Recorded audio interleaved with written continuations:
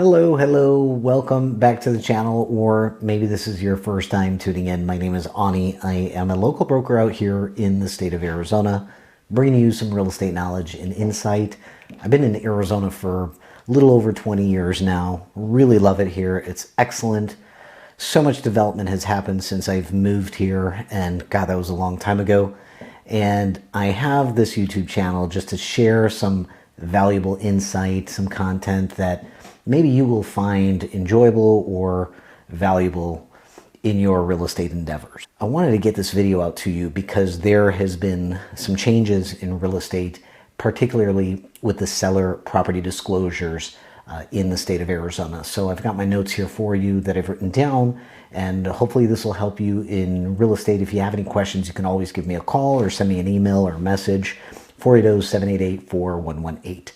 Today, I'm going to talk about how the Arizona Association of Realtors updated the property disclosures this year back in February 2023. Basically, in Arizona, these documents are given to sellers to assist in helping to disclose material facts, things that are important, latent, non-visible, and patent, which are visible facts that you're aware of in real estate, the sales transaction. So really helps to keep the sellers out of legal trouble, So we always say to our clientele, make sure you disclose whatever you are aware of that property, including the fixer-upper investors, including investors that have property rentals too.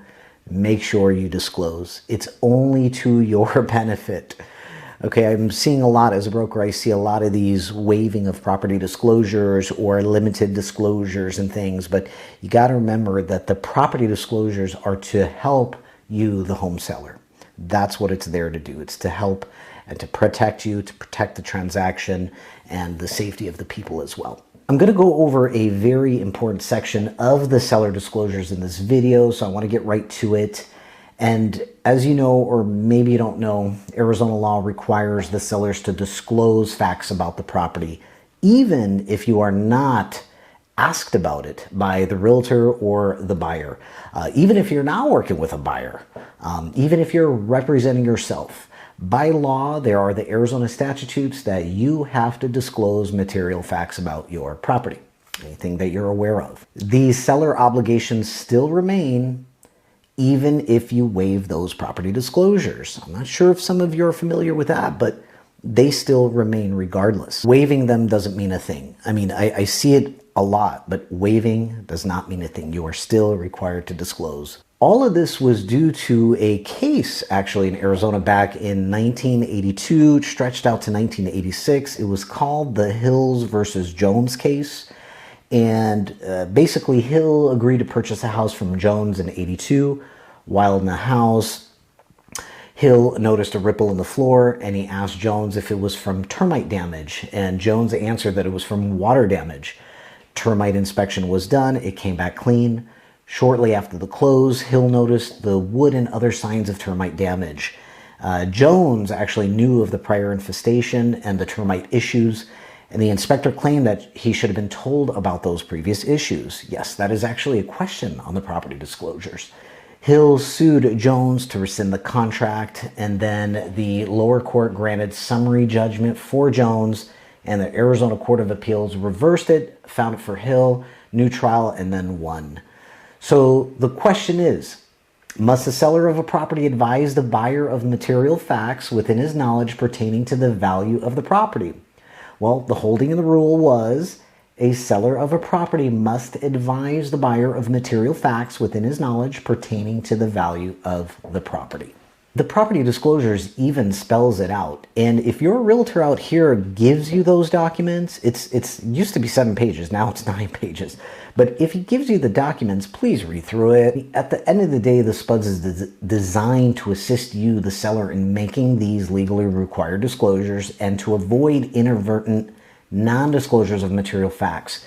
And if you don't make the legally required disclosures, you may be subject to civil liability. The SPDS even spells it out. It says that the SPDS is designed to assist you, the seller, in making these legally required disclosures and to avoid inadvertent non-disclosures of material facts.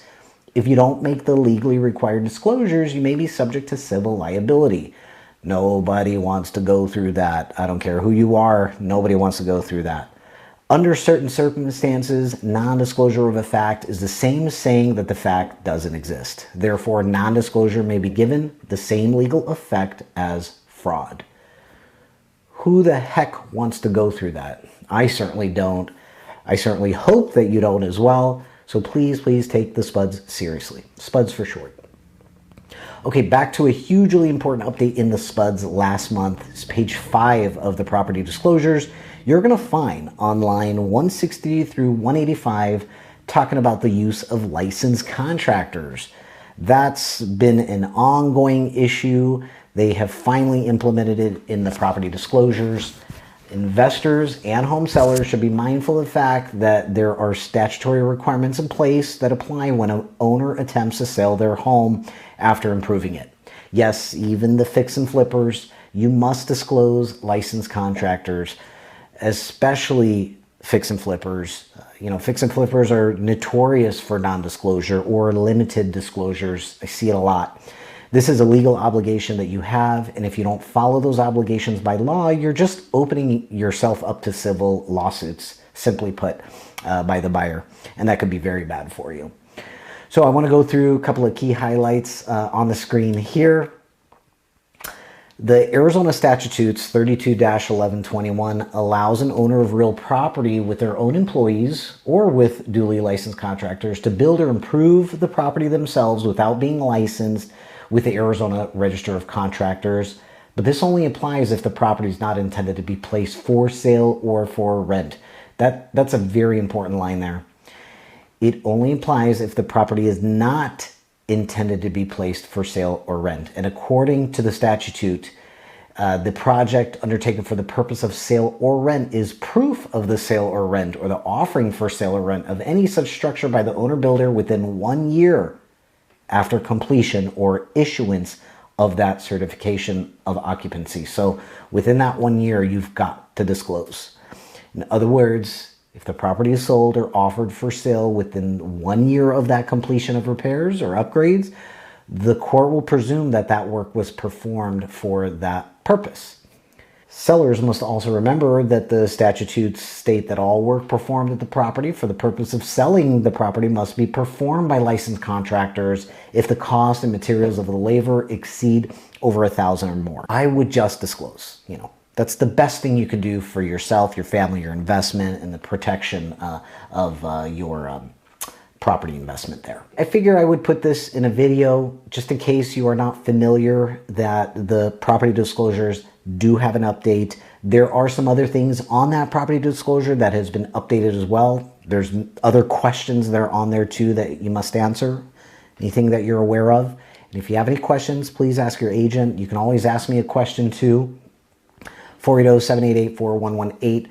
I hope this helps you out if you're interested in investing in Phoenix, Arizona. That's what our main specialty is. Fix and flips, buy and holds, tenant placement. That's another thing we do. If you're a landlord and you need help placing renters into your property, you can give us a call. Been in real estate for a long time, and I hope you like this video, and take care.